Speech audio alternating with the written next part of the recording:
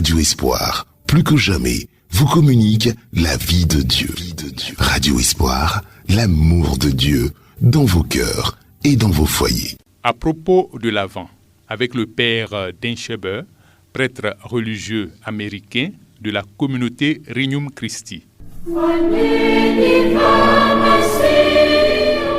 Bonjour chers frères et sœurs et bienvenue au 3e jour de notre méditation d'Avent, basée sur le fait que le Verbe s'est fait chair. Nous avons contemplé déjà les derniers jours la dignité de notre corps et hier nous avons parlé de comment apprendre à écouter notre corps parce que cela nous parle de notre âme et de notre esprit. Et aujourd'hui, nous allons contempler et parler de nos corps comme des fondements de communion. Mais on va commencer avec une prière d'abord. Au nom du Père, du Fils et du Saint-Esprit. Amen. Seigneur Esprit Saint, je te demande que tu descendes dans chacun de nos cœurs, que ce soit toi qui nous parles, tout ce qui sort de nos lèvres, que ce soit ta parole, et tout ce qui entre dans nos cœurs, Seigneur, je te demande que ce soit ta parole, que tu touches chacun de nous, chaque personne qui nous écoute. Seigneur, fais tes merveilles dans leur vie. Et Maman Marie, nous confions ce moment de prière à toi, qui est l'épouse de l'Esprit Saint. Viens, Maman, embrasse-nous, donne-nous la grâce d'être toujours dans la lumière de ton Fils qui vient.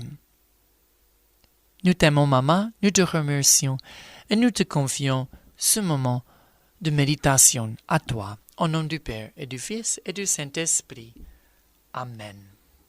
Chers frères et sœurs, comme on a commencé déjà à contempler la dignité de notre corps, nos corps sont fondements de communion.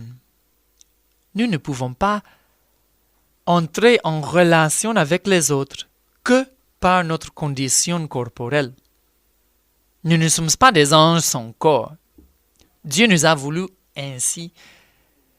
Et ainsi, c'est très bon. Et Dieu a pris chair pour nous dire, vos corps, moi-même, je vais prendre un corps pour vous montrer que le corps est bon, pour sanctifier vos corps. Et nous serons toujours corporels après la résurrection. Notre vie sur la terre, c'est une vie corporelle. Et après la résurrection, pour toute l'éternité, nous serons réunis à nos corps. Nos corps sont essentiels pour vivre la communion dans la vie chrétienne. D'abord, on va voir la sensibilité de l'homme comme source, comme fondement de communion.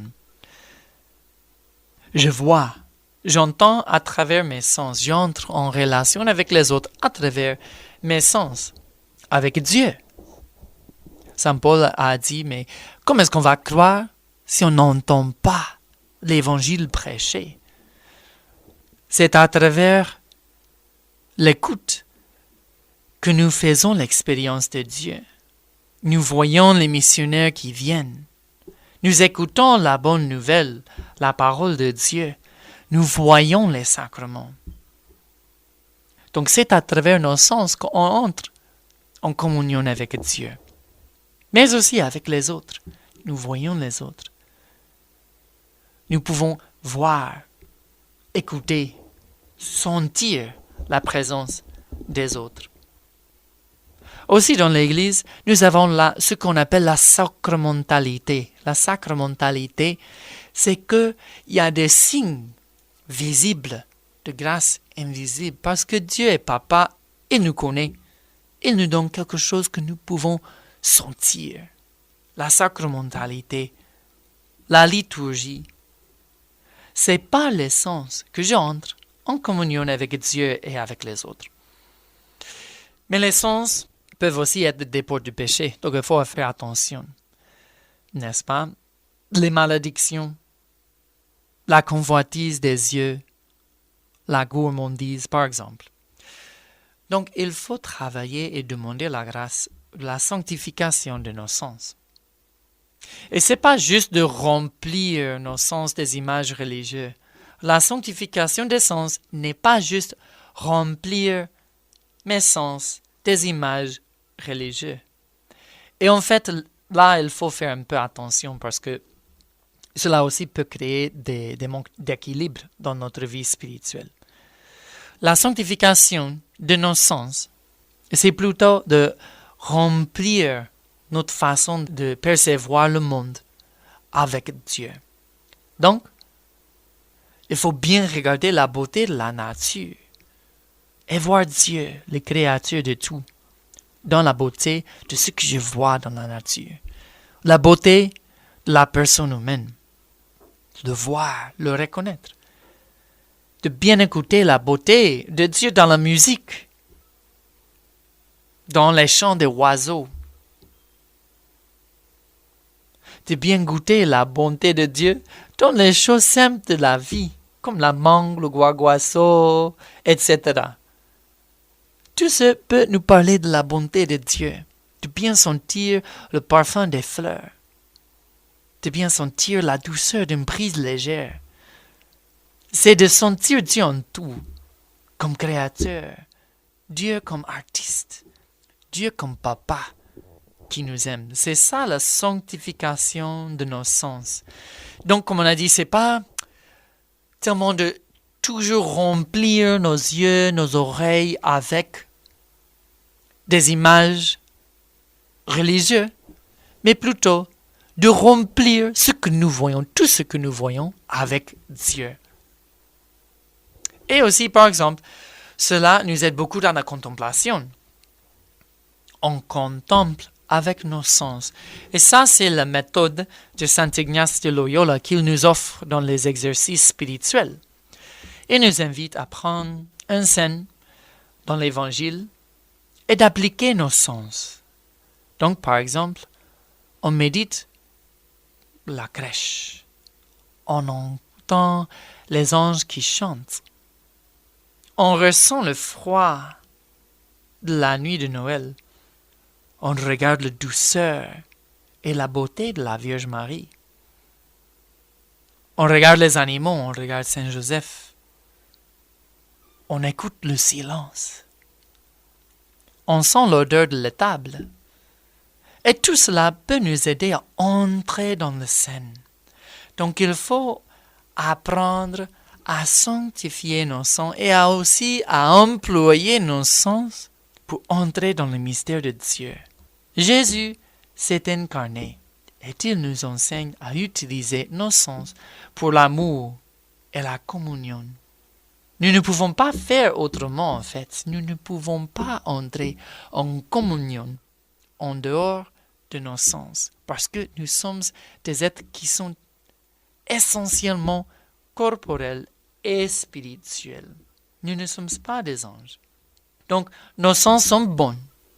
Et nous devons apprendre à être dirigés vers Dieu à travers nos sens. Encore, c'est pas de nous laisser être dictés complètement par nos sens. C'est pas la dictature de nos sens, mais plutôt d'intégrer nos vies corporelles, nos sens, dans notre vie spirituelle pour nous unir à Dieu.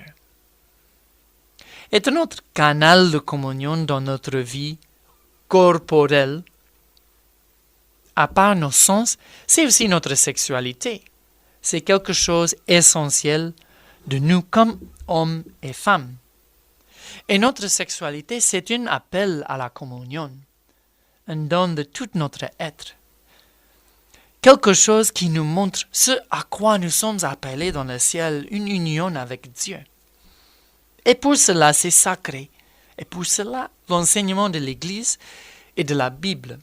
Parce que la sexualité est quelque chose tellement beau, tellement belle dans notre vie. C'est le fond de nous-mêmes. C'est le don complet de nous-mêmes. Et pour cela, l'enseignement de l'Église sur la sexualité. Et pour cela que c'est dans le mariage qu'on exerce cette relation avec la bénédiction de Dieu, avec la force de Dieu, pour nous protéger de trahison. Parce que si je donne moi-même, mais ce n'est pas protégé par la grâce de Dieu, dans le sacrement de fidélité, je cours le risque d'être trahi dans ma vie.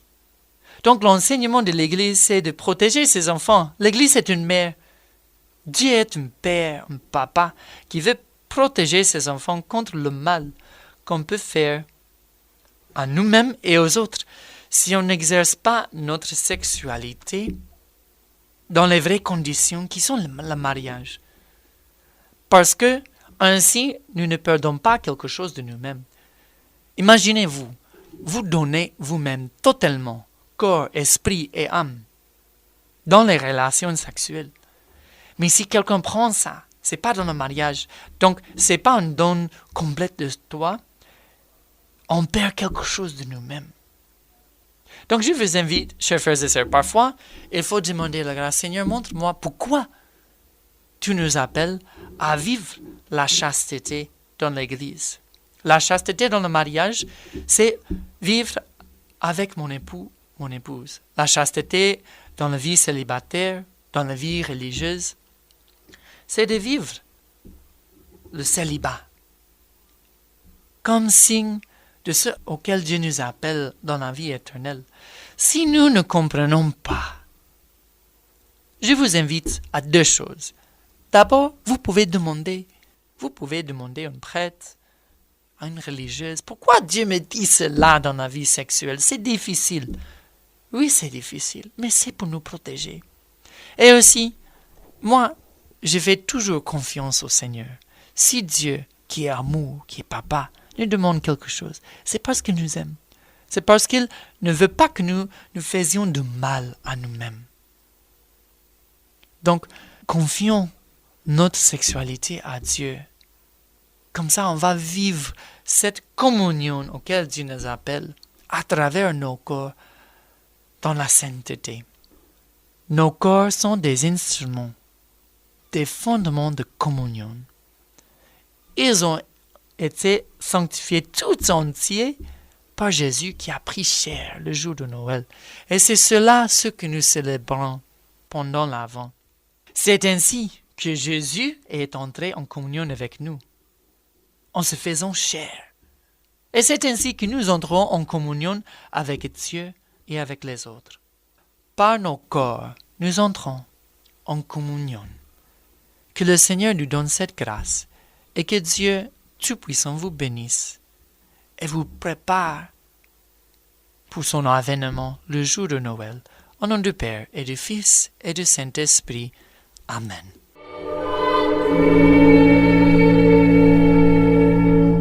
À propos de l'Avent, avec le père Denscheber, prêtre religieux américain de la communauté Regnum Christi.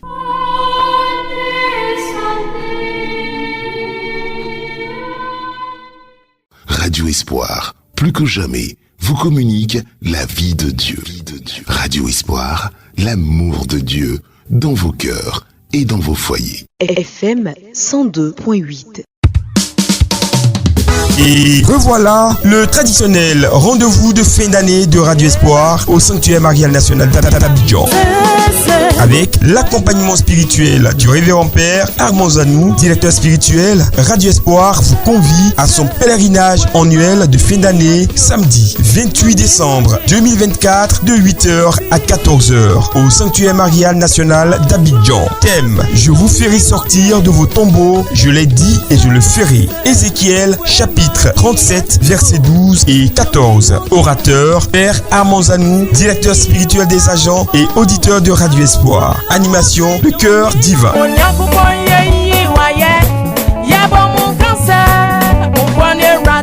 Tous au Sanctuaire Marial National d'Abidjan, samedi 28 décembre 2024 à 8h. Contact 07 79 88 29 74. Bon pèlerinage à toutes et à tous. On y va.